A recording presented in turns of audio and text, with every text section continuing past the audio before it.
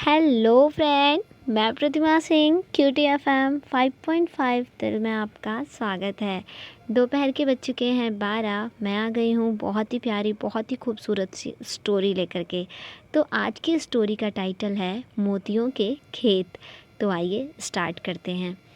एक दिन बादशाह अकबर की रानी समय बिताने के लिए अपने कक्ष में चहलकदमी कर रही थी। अचानक उनका हाथ एक फूलदान में लगा और वो गिरकर टूट गया।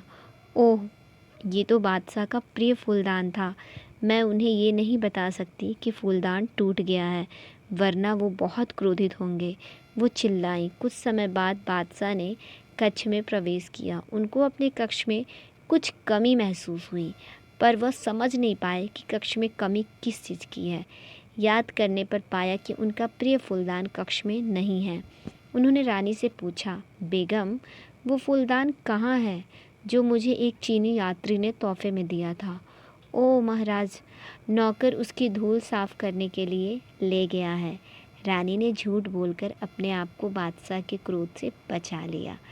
अगली सुबह जब बादशाह सोकर उठे तो उन्हें तरोताज़ा देखकर रानी ने अपना दोष स्वीकार करते हुए कहा, महाराज, मैंने आपसे फूलदान के विषय में झूठ बोला था। गलती से मेरा हाथ लग जाने के कारण वो गिरकर टूट गया, पर तुमने तो कहा था कि नौकर उसे साफ करने के लिए ले गया है। बादशाह अकबर की रानी होते हुए भी तुमने मेरे सामने झूठ बोलने की हिम्मत की। मैं तुम्हें फूलदान तोड़ने के लिए क्षमा करता हूँ, परंतु झूठ बोलने के लिए मैं तुम्हें क्षमा नहीं करूँगा। अकबर ने क्रोधित होकर कहा, इसके दंड स्वरूप मैं तुम्हें आदेश देता हूँ कि तुम तुरंत राजमहल को छोड़कर चली जाओ। अनेक प्रकार से माफ़ी मांगने के बाद भी बादशाह को रानी पर दया नहीं आई। वो राजमहल को छोड़कर आगरा से बाहर चली गई। शीघ्र ही ये खबर चारों तरफ फैल गई कि रानी ने राजमहल को छोड़ दिया है। अगली सुबह बादशाह ने दरबार में पूछा, क्या कभी किसी ने झूठ बोला है? सभी दरबारियों ने अपने जीवन के भय के कारण यह जवाब दिया कि उन्होंने हमेशा सच बोला है। उसी समय दरबार में बिरबल ने प्रवेश किया। वह आगरा से बाहर गया हुआ था और सुबह ही वापस आया था। उसके सामने भी वही प्रश्न रखा गया। बिरबल ने उत्तर दिया, मैंने हमेशा ईमानदारी से काम करने की कोशिश की है, परंतु कभी कभी ऐसा समय भी आता है कि व्यक्ति को झूठ का सहारा भी लेना पड़ता है। अकबर ने कहा, यानी तुम यह कहना चाहते हो कि तुम बेईमान हो, परंतु बाकी सभी उपस्थित दरबारियों ने तो अपने जीवन में कभी भी झूठ नहीं बोला। बिरबल जानता था कि सभी झूठ बोल रहे हैं। अकबर बिरबल से क्रोधित हो गए। अकबर बोले, बिरबल, मैं नहीं चाहता कि मेरे दरबार में कोई झूठा मंत्री रहे। मैं तुम्हें आदेश देता हूँ, तुम तुरंत आगरा छोड़ दो।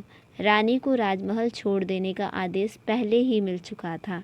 इस समय वो आगरा की सीमा पर बने एक महल में रह रही। जब रानी को पता चला कि बादशाह सलामत ने बिरबल को भी आगरा छोड़ने का आदेश दे दिया है, तो उसने अपने विश्वास पात्र नौकरानी से बिरबल को बुलाने के लिए कहा, क्योंकि रानी को पूरा विश्वास था कि बादशाह के आदेश का समाधान सिर्फ बिरबल के पास ही हो सकता है। जब बिरबल और रानी मिले तो रानी ने पूरी घटना उसे सुनाई। बिरबल ने रानी की मदद करने का आश्वासन दिया। रानी से विदा लेकर बिरबल शहर के सबसे अच्छे जौहरी के पास गए। उसने जौहरी को गेहूं का एक दाना दिखाया और कहा, मैं चाहता हूँ कि तुम इस प्रकार के सोने के दाने बनाओ जो बिल्कुल असली लगते हों। कुछ ही दिनों में गेहूं के सोने के दाने तैयार हो गए। बिरबल उन्हें लेकर बादशाह अकबर के दरबार में पहुंचा। दरबार में उपस्थित होने की इजाज़त लेने के बाद वह बादशाह अकबर के सामने खड़ा हो गया। बिरबल बोला, महाराज, आपके आदेश के मुताबिक मुझे आगरा की सीमा में पैर नहीं रखने चाहिए थे, परंतु एक आश्चर्यजनक घटना ने मुझे आपके आदेश का उल्लंघन करने पर विवश कर दिया। मैं शहर के बाहर आवश्यक कार्य से कहीं जा रहा था तो मार्ग में मुझे एक यात्री मिला जिसने मुझे गेहूं के ये अवशिष्ट दाने दिए। यदि इन्हें बो दिया जाए तो हमारे पास सोने की अच्छी पैदावार हो सकती है। अकबर गेहूं के दानों को देखकर आश्चर्यचकित हो गए और बोला, क्या यह सचमुच संभव है महाराज? यह मैं निश्चित रूप से तो नहीं कह सकता, पर हम कोशिश करके तो देख ही सकते हैं। जिसने मुझे यह बीज दिया उसने मुझे इन्हें उपजाने की सारी प्रक्रिया समझा दी है। मेरे पास थोड़ी सी उपजाऊ भूमि है। यदि आप इच्छुक हों तो अगले सप्ताह पूर्णमासी की रात को हम इन दानों को बो दें। बिरबल ने कहा। बादशाह बड़ी प्रसन्नता के साथ सहमत हो गया। शीघ्र ही यह खबर चारों ओर फैल गई और सभी लोग निर्धारित दिन निर्धारित स्थान पर एकत्रित हो गए। बादशाह ने कहा, बिरबल, अब सोने के दानों को बोना शुरू करो। अरे नहीं महाराज, मैं इन्हें नहीं बो सकता, क्योंकि मैंने अपने जीवन में छोटे बड़े बहुत झूठ बोले हैं। इन दानों को केवल वही व्यक्ति बो सकता है जिसने कभी पाप न किया हो, जो पूरी तरह पवित्र हो और जिसने कभी छोटी बड़ी किसी प्रकार का झूठ ना बोला हो। लेकिन महाराज, आप चिंतित ना हो, केवल मैं ही तो नहीं बो सकता, परंतु आप विश्वास कीजिए, आपके अन्य सभी दरबारी इन्हें बो सकते हैं। बिरबल ने कहा, आप जिससे चाहें उससे इसकी बुआई करवा सकते हैं। पर यह क्या? बिरबल की बात सुनते ही सभी दरबारी सिर झुकाकर पीछे हट गए। वे जानते थे कि वे झूठे हैं और उनके बोए हुए दानों से अंकुर नहीं निकलेगा। उन्हें शर्मिंदा महसूस होते देखकर बिरबल अकबर से बोला, आज अकेले आप ही इन दानों को बो सकते हैं। बिरबल इन दानों में भी नहीं बो सकता, क्योंकि बचपन में मैंने भी कई बार झूठ बोला है। मुझे डर है कि शायद हमें कोई भी ऐसा व्यक्ति नहीं मिल पाएगा जिसने अपने जीवन में झूठ ना बोला हो।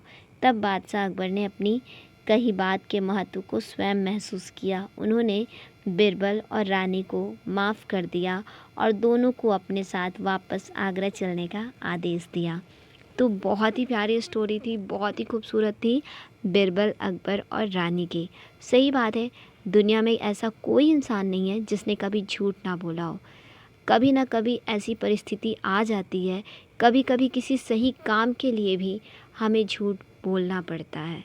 ज़रूरी नहीं है किसी अच्छी चीज़ के पीछे हमें झूठ बोलना पड़ता है।